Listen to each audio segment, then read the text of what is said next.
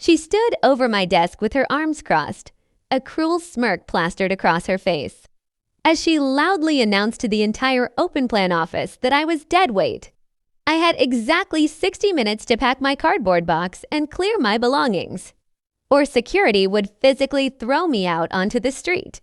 The entire room went dead silent. My colleagues stared at their keyboards, too terrified to meet my eyes, while she folded her arms and waited for the tears to stream down my cheeks. She wanted a show, a dramatic breakdown to cement her absolute authority over the department. What she did not realize, as I quietly folded my coat and picked up my box, was that I was not a disposable, low-level contractor. I was the silent majority shareholder who bought out the parent corporation 3 weeks ago. And tomorrow morning was my official board meeting. My name is Clara, and for 6 months, I worked undercover as a mid-level analyst at Vanguard Media. Nobody in the building knew my real identity. Not even HR, the company had been struggling with toxic workplace culture, massive employee turnover, and unaccounted financial leaks.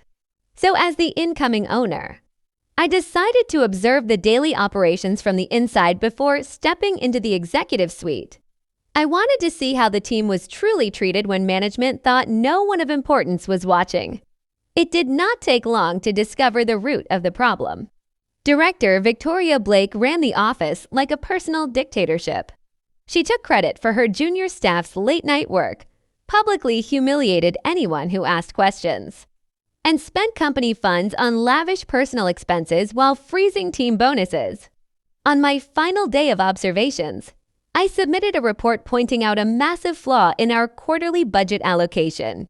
Instead of reviewing it, Victoria summoned me to the middle of the office floor, clapped her hands to get everyone's attention, and declared that my presence was a waste of company resources.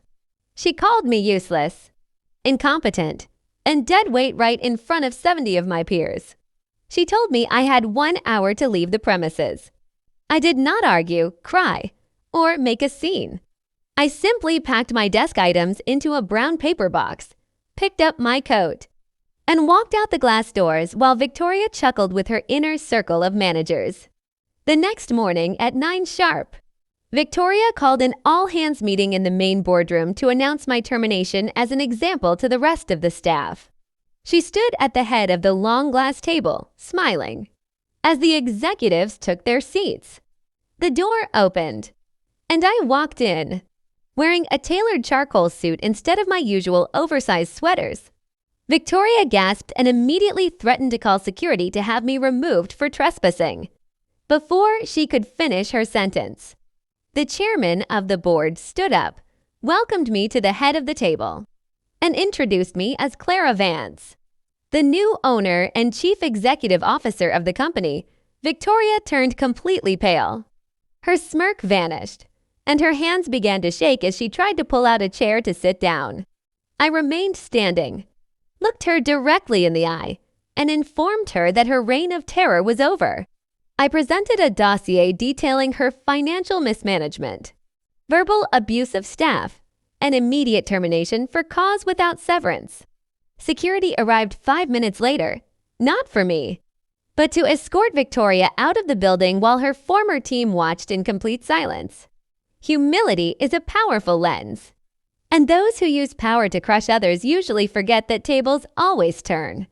Victoria thought she was destroying a helpless worker, but she was merely writing her own pink slip. Never judge someone's worth by their quiet nature, because the quietest person in the room might just be the one who owns the building.